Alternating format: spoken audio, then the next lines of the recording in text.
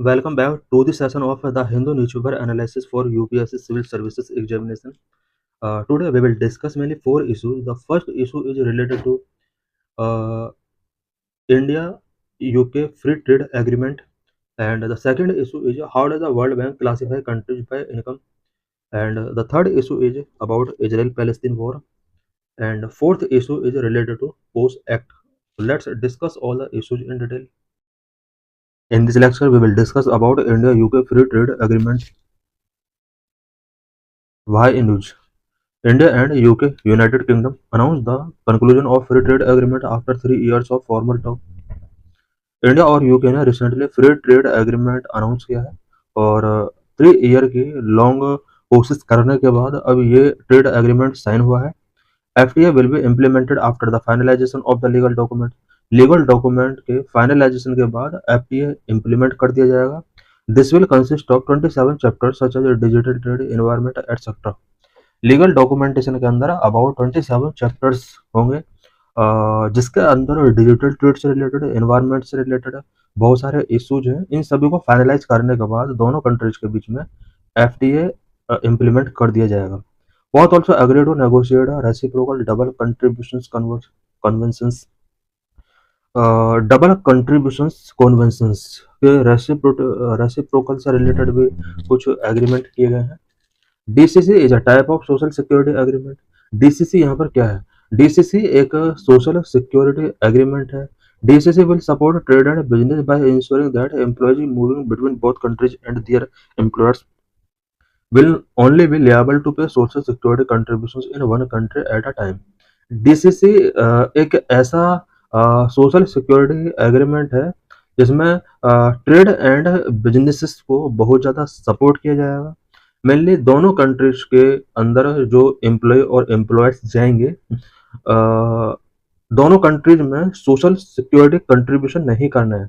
Only one country के अंदर ही उन्हें कंट्रीब्यूट करना है. This is DCC. Bilateral trade between India and UK is of USD 60 billion, which is projected to be double in 2030. Current में India और UK के बीच में जो बायलैटरल ट्रेड है वो $60 बिलियन तक रीच हो चुका है. 2030 तक ऐसा प्रोजेक्टेड किया जा रहा है कि डबल हो जाएगा. UK is 16th largest trading partner of India. UK India का largest third largest trading partner है. Trade balance is in favour of India. Trade balance ये इंडिया के फेवर में है. बात अगर EU की जाए, European Union third largest trading partner है. की highlights of the India UK FTA. India UK free trade agreement की हाइलाइट्स क्या क्या है? Zero duty market access. Approximately 99% of Indian export will enjoy zero duty access to the UK market. FTA sign होने के बाद India की तरफ से जो भी एक्सपोर्ट किया जाता है यूके के लिए 99% एक्सपोर्ट पर जो ड्यूटी हो जाएगा वो जीरो हो जाएगा. India will also cut levies on 90% of British product sold in country. Country के अंदर ब्रिटिश प्रोडक्ट जो भी सोल्ड किए जाते हैं इंडिया ने अभी 90% तक लेवेज कट कर दिए हैं. इट मीन्स जब ये FTA इम्प्लीमेंट हो जाएगा तो कट कर दिए जाएंगे. With in a decade 85% of British product sold in India will become tariff free. Implementation के जस्ट बाद ओनली 1 वीक के अंदर ही 85% ब्रिटिश प्रोडक्ट पर ये जो हाई टैरिफ है टैरिफ फ्री कर दिए जाएंगे. Number 2, easy mobility for Indian professionals. It include contractual service suppliers, investors, business visitors, intra-corporate transferences, their partners and independent children with the right to work, and independent professionals like yoga instructor. Indian professionals के लिए UK के अंदर mobility ease हो सकती है जिसके अंदर contractual service supplier में इंक्लूड है investors, business visitors, intra corporate transfers, their partners and independent children with right to work and independent professionals like yoga instructors. इन सभी प्रोफेशनल्स का यूके के अंदर मोबिलिटी ईज हो जाएगा. Ambitious commitment from UK in services. UK के साथ services में कुछ कमिटमेंट किए जाएंगे such as financial services, professional services, ITES, other business services and educational services. Various service sector में such as financial service sector में, professional services, IT sector and business sector and educational sectors में UK के साथ कुछ ambitious commitment किए जाएंगे अगर ये FTA इम्प्लीमेंट होना शुरू हो जाएगा. Allowed participation of UK businesses in procurement. Procurement में यूके बिजनेसेस को पार्टिसिपेट करने के लिए अलाउ किया जाएगा। UK businesses will be able to compete for a wide variety of goods and services and construction procurement. How the India UK FTA can help shape future FTAs. India और UK के बीच में जो free ट्रेडमेंट agreement sign हुआ है, ये future FTA को किस तरह से शेप करने में हेल्प कर सकता है। Swift negotiations. India European Union negotiations have been in process since 2007। India और ईयू के बीच में भी फ्री ट्रेड एग्रीमेंट के लिए नेगोशिएशंस 2007 से कंटिन्यू चल रहे हैं। ये जो प्रोसेस है, इसको कहीं ना कहीं बूस्ट मिल सकता है अगर हमारा यूके के साथ एफटीए साइन हुआ है। Number two, safeguard of sensitive sector. Sensitive agri product like dairy product, sensitive industrial goods like plastic etcetera have been included under the exclusion list, thus protecting India's interest. कुछ sensitive sectors को safeguard करने के लिए भी ये बहुत important हो सकते हैं जो इंडिया यूके के साथ एफटीए साइन हुआ है। Sensitive sectors such as agri product like dairy product, sensitive industrial goods like plastics, ये वो सेक्टर है कि अगर इन पर इनको हम टैरिफ से एक्सक्लूड कर देते हैं तो ये इंडिया के इंटरेस्ट को प्रोटेक्ट कर सकते हैं। इट मीन्स कुछ सेक्टर ऐसे होंगे जिस पर हम एफटीए जीरो लेवी टैक्स हम इम्पोज नहीं करेंगे ताकि हम अपने इंडिया के कुछ सेंसिटिव सेक्टर्स को प्रोटेक्ट कर सकें। ऐसा इसलिए क्योंकि हमारा इंडिया ये चाहता है कि हमारे इंडिया के अंदर जो भी एग्री प्रोडक्ट सच है डेयरी प्रोडक्ट जो प्रोड्यूस किए जाते हैं वो बाहर से ना आए और हमारे कंट्री के जो प्रोड्यूसर्स हैं उनको एक बूस्ट मिले। Gradual remover of duties. India agree to cut और remove duties gradually over a long period which ensures adequate time for domestic industries to adjust to increase competition. India जितने भी levy cut करेगा या remove करेगा gradually तरीके से करेगा और इसमें एक लॉन्ग पीरियड टाइम लग सकता है सो दैट डोमेस्टिक इंडस्ट्रीज को एडजस्ट करने के लिए एडिक्वेट टाइम इंश्योर किया जा सके। Emphasis on mutual benefits. For example, UK car manufacturer will benefit from a quota that reduce tariff from over 100% to 10%। Mutual benefits पर यहाँ पर एम्फेसिस किया जाएगा।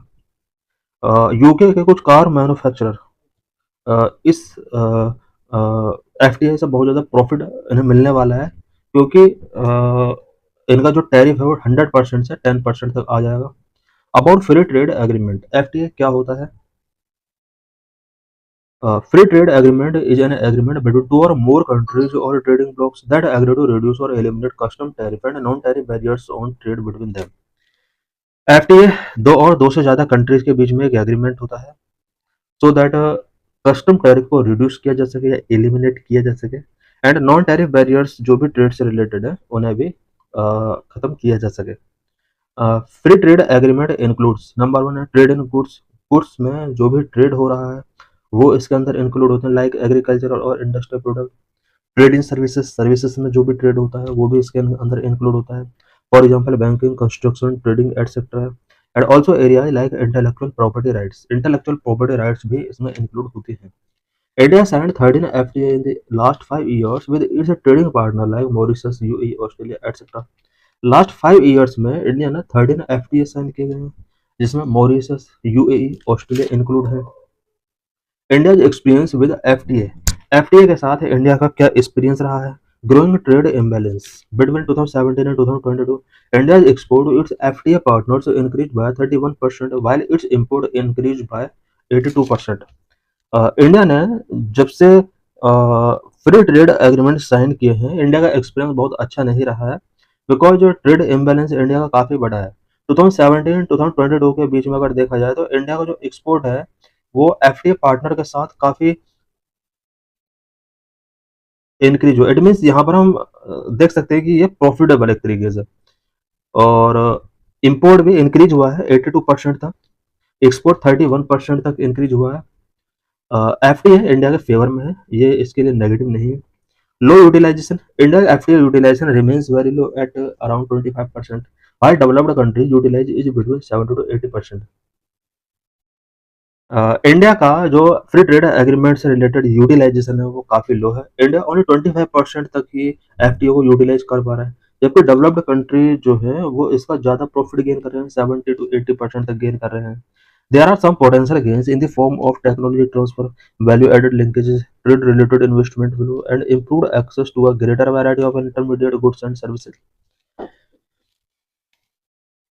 एफडीए साइन करने से कुछ पोटेंशियल गेन्स इंडिया को हुए हैं, सच है टेक्नोलॉजी ट्रांसफर में value added linkage, trade related investment काफी बड़ा है, and greater variety of intermediate goods and services का एक्सेस भी इम्प्रूव हुआ है। Conclusion, the India UK FTA will strengthen bilateral economic ties. India और यूके के बीच में जो एफटीए साइन हुआ है ये बायलैटरल इकोनॉमिक टाइज को स्ट्रेंथन करने में हेल्प करेगा। It also serves as a strategic template for India's future trade agreement with developed Nations. India के फ्यूचर ट्रेड एग्रीमेंट का डेवलप्ड नेशन के साथ ये एक स्ट्रेटेजिक टेम्पलेट प्रोवाइड करेगा।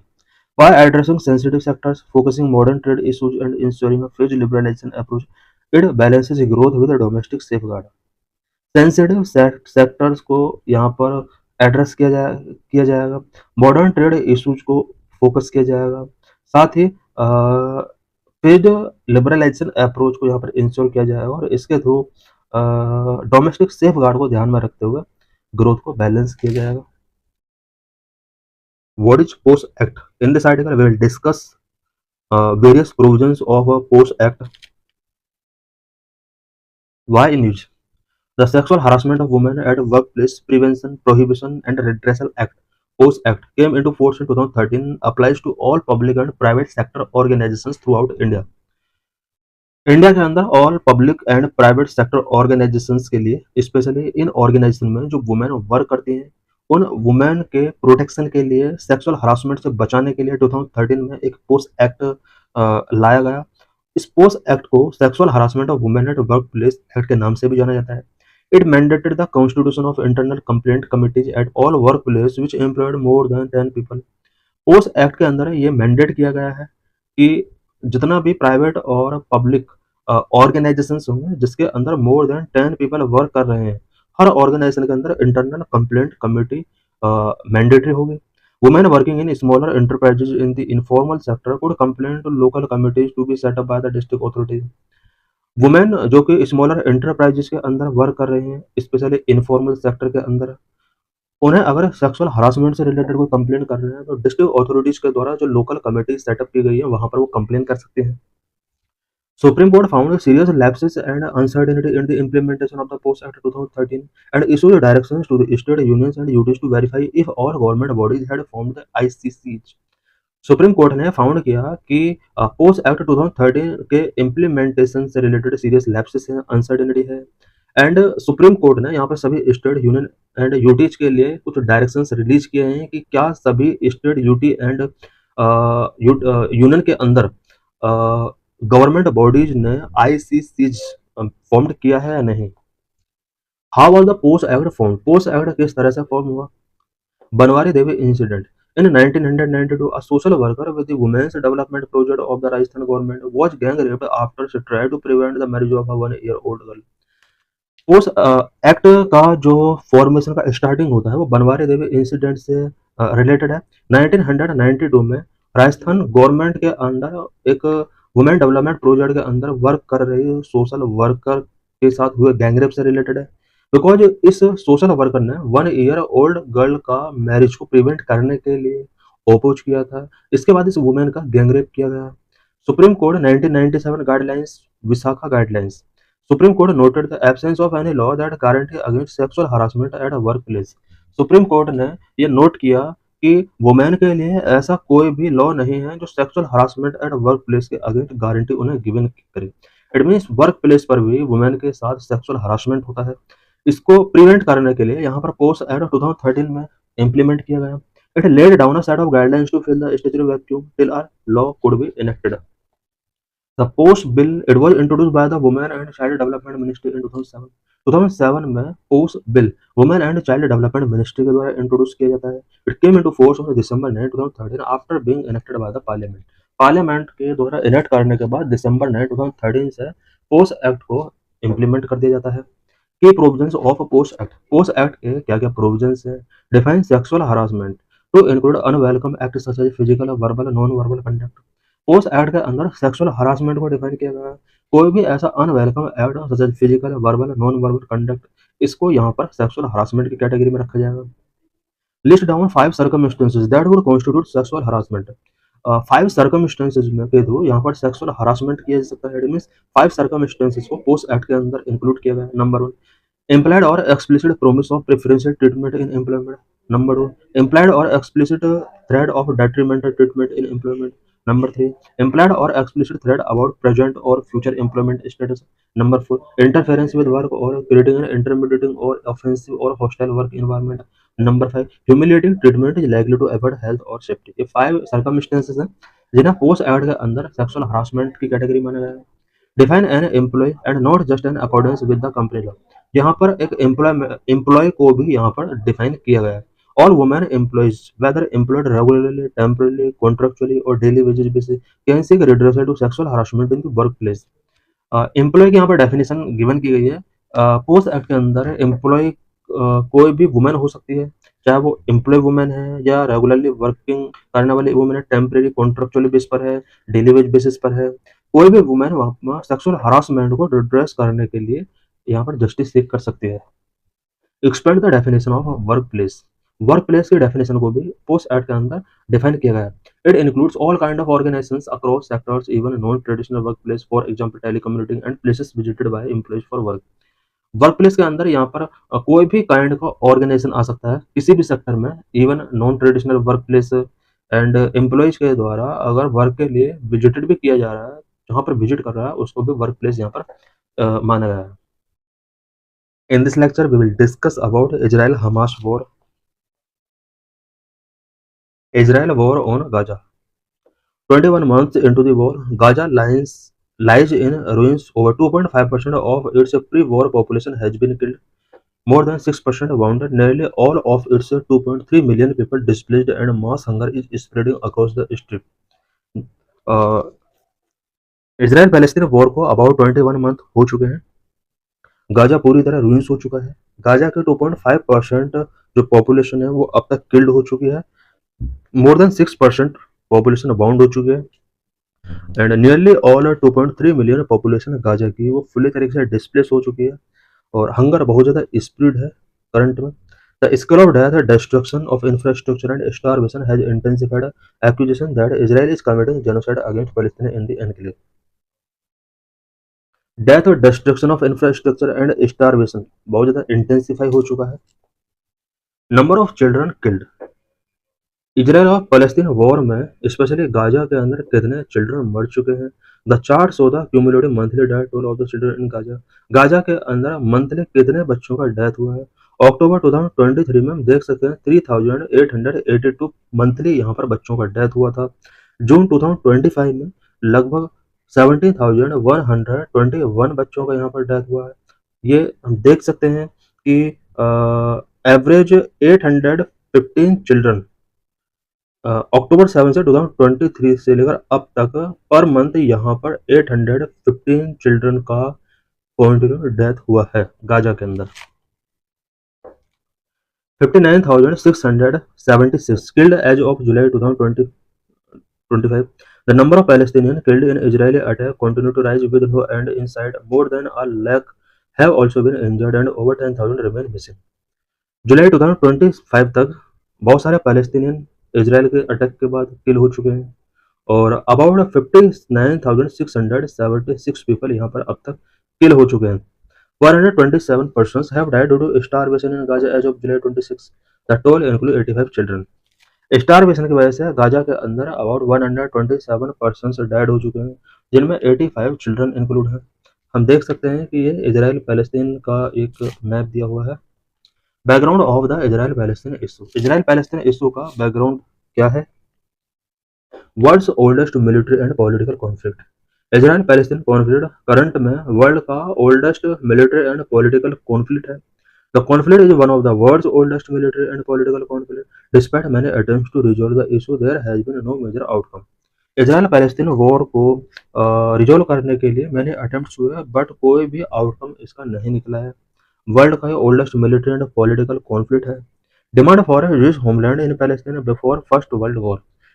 इसराइल पैलेस्तीन वॉर की जो शुरुआत होती है वो पैलेस्तीन के अंदर जिस होमलैंड की डिमांड से स्टार्ट होती है, और स्पेशली ये फर्स्ट वर्ल्ड वॉर से पहले यहाँ पर जूस लोग जो होते हैं वो यहाँ पर होमलैंड की डिमांड करते हैं।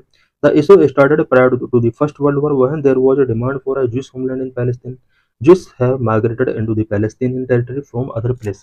जूस जो थे वो अदर प्लेसेस से आकर के पैलेस्टीन टेरिटरी में बस गए थे, और आफ्टर अ लॉन्ग टाइम इन्होंने पैलेस्तीन के अंदर आकर के अपना होमलैंड डिमांड किया।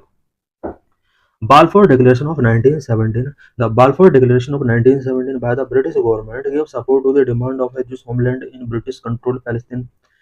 1917 के ड्यूरिंग पैलेस्तीन पर ब्रिटिश कंट्रोल था, और ब्रिटिश गवर्नमेंट ने जो जूस का होमलैंड की डिमांड थी पैलेस्तीन के अंदर उसको सपोर्ट किया। Palestine partition proposal in 1947 by UNGA, United Nations General Assembly के द्वारा 1947 में पैलेस्तीन के पार्टिसिपेशन का प्रोपोजल रखा जाता है। United Nations General assembly 1947 recommended the adoption of a plan to partition Palestine into an Arab state, a Jewish state and the city of Jerusalem। 1947 में UNGA के द्वारा एक रिकमेंडेशन यहाँ पर गिवन किया गया। यहाँ पर पैलेस्तीन को मेनली 3 पार्ट में डिवाइड करने का प्रोपोजल रखा गया। अरब state, Jewish state and the city of Jerusalem। Conflict between Arab and Jewish group। There was a state of conflict between Arab group and Jewish group। As the conflict continued, Jewish forces captured more territory। Partition के बाद भी जिस group और जो अरब group था इनके बीच में continue conflict होते रहे। इस कॉन्फ्लिक्ट में जिस फोर्सेस ने मोर टेरिटरी को कैप्चर कर लिया। एस्टेब्लिशमेंट ऑफ जिस state in 1948। A Jewish state was established in 1948। This was opposed by the Arab League, which decided to intervene। 1948 में जिस स्टेट यहाँ पर बना दिया जाता है और अरब लीग के द्वारा इसको ओपोज किया जाता है और इसने इंटरवीन करने का यहाँ पर डिसाइड किया। 1948 अरब इजरायली वॉर। एस्टेब्लिशमेंट ऑफ ए जिस state triggered the 1948 Arab Israel war. 1948 में जैसे ही जिस स्टेट एस्टेब्लिश हो जाता है अरब इजरायल वॉर यहाँ पर स्टार्ट हो जाते हैं। Jordan occupied the West Bank and Egypt occupied the Gaza Strip। Following a ceasefire agreement, ceasefire agreement के बाद between Israel and Palestine, Jordan occupied the West Bank and Egypt occupied the Gaza Strip। Israel और Palestine के बीच में यहाँ पर cease fire agreement हो जाता है। सीज फायर एग्रीमेंट के बाद जॉर्डन जो दूसरा कंट्री होता है वो वेस्ट बैंक को ऑक्यूपाई कर लेता है, इजिप्ट गाजा स्ट्रिप को ऑक्यूपाई कर लेता है। 6 डे वॉर ऑफ 1967 में फिर 6 डे का वॉर चलता है। After the 6 day war of 1967 जो manage to capture the West Bank from Jordan and Gaza Strip from Egypt. जो होते हैं वो काफ़ी पावरफुल यहाँ पर शो हुए हैं, बिकॉज वेस्ट बैंक को जॉर्डन से और गाजा स्ट्रिप को इजिप्ट से कैप्चर करने में मैनेज हो जाता है। Oslo accord of 1993। According to Oslo accord of 1993 Israel allowed the setting of a Palestinian authority in the West Bank and Gaza. 1993 में ओस्लो अकॉर्ड किया जाता है। इस अकॉर्ड के अकॉर्डिंग इजराइल ये अलाउ कर देता है कि waste Bank and Gaza strip के अंदर पैलेस्टीनियन अथॉरिटी सेटअप की जाएगी। इट मीन्स ओस्लो अकॉर्ड के according waste Bank and Gaza Strip को पैलेस्टीनियनों को दिया जाता है। Hamas control over Gaza strip in 2006। In 2006, Hamas gained control over the Gaza Strip following the Battle of Gaza। 2006 में Hamas ने गाजा स्ट्रिप पर control कर लिया और बैटल ऑफ गाजा 2007 में स्टार्ट हुआ। Currently, Hamas rule the Gaza Strip while the West Bank is controlled by Fatah। Both factions have different equations with Israel। Current में Hamas Gaza Strip को rule कर रहा है एंड वेस्ट बैंक को फतह के द्वारा रूल किया जा रहा है। बट हमास और फतह दोनों ही फैक्शन डिफरेंट इक्वेशंस रखते हैं इसराइल के साथ। Who is Hamas? Hamas is a Palestinian Islamist militant group that rule the Gaza Strip। It has been designated as a terrorist group by Israel and the Western world। Hamas एक Palestinian Islamist militant group है जो कि Gaza strip पर rule कर रहा है, और इस ग्रुप को इसराइल के द्वारा और वेस्टर्न कंट्रीज के द्वारा टेररिस्ट ग्रुप डेजिग्नेट किया गया है। Hamas is tactically supported by Iran, which fund it and provides weapons and training to its members to carry out attack। Hamas जो है टैक्टिकली ईरान के द्वारा सपोर्ट किया जाता है, इसको फंड प्रोवाइड किए जाते हैं सो दैट वेपन्स प्रोवाइड कराए जा सके एंड अटैक को कैरी आउट करने के लिए इन्हें ट्रेनिंग भी ईरान की तरफ से गिवन की जाती है। What is the Gaza strip? It is a Palestinian enclave on the coast of the Mediterranean Sea. It shares a border with Israel and Egypt, Sinai Peninsula. The Gaza Strip, along with West Bank, make up a state of Palestine. Both these territories are separated by Israel. हम map में देख सकते हैं. Israel has control of airspace over Gaza and its shoreline. It has imposed restrictions on the movement of floats into the Gaza Strip, movement of goods into the Gaza Strip. Egypt also control the border is here with Gaza. Starting में इससे related map दिया हुआ है, आप map देख सकते हो. What is West Bank? It is a landlocked territory which shares its border with Israel and Jordan. The Dead Sea forms a part of its border. West Bank जो है वो एक लैंड लॉक्ड टेरिटरी है जो कि Israel and Jordan के साथ अपने बॉर्डर शेयर करता है. डेड सी इसके बॉर्डर के साथ कनेक्ट है. A part of Jerusalem city comes under West Bank. Jerusalem का जो सिटी है वो वेस्ट बैंक के अंदर आता है. How does the World Bank classify countries by income? Income के बेस पर वर्ल्ड बैंक कंट्रीज को किस तरह से क्लासिफाई करता है. हम इस मैप के अंदर देख सकते हैं कि 2024 में किस कंट्री को किस कैटेगरी में रखा गया था. आप देख सकते हैं लाइट पर्पल कलर जो है वो लो इनकम कंट्रीज को शो करता है. इसमें स्पेशली अफ्रीकन नेशंस सबसे ज़्यादा है. And very light purple colour lower middle income countries को शो कर रहा है. लाइट ग्रीन कलर अपर मिडिल इनकम को शो कर रहा है. And green colour high income countries को शो कर रहा है. वहीं जो नॉन कलर है वो नोट डाटा को शो कर रहा है. What is issue? World bank income classification system places countries into 4 groups: low, lower middle, upper middle and high income countries. World bank का जो इनकम क्लासिफिकेशन सिस्टम है वो कंट्रीज को 4 ग्रुप में डिवाइड करता है: low income countries, lower middle income countries, upper middle income countries and high income countries. Every year, the World Bank assign each country to an income group based on its gross national income per capita. Gross national income per capita के base पर every year world bank each country को एक category special category में specially income के base पर रखता है. GNI per capita is a measure of the average income of a country's resident, including income that is earned abroad. Gross national income per capita एक major है जिसके under country के सभी resident का जो एवरेज इनकम होता है वो मेजर किया जाता है, इंक्लूडिंग जो अब्रॉड से है इनकम जनरेट की जाती है वो भी इसमें इंक्लूड होती है. Since countries report GNI in their local currency, the World Bank convert this figures to US dollars using exchange rate. All countries GNI का जो रिपोर्ट है वो लोकल करेंसीज में गिवन करती हैं, बट वर्ल्ड बैंक उसको डॉलर में convert करता है, उसके बाद अपना रिपोर्ट रिलीज करता है. What are the current income threshold for each group?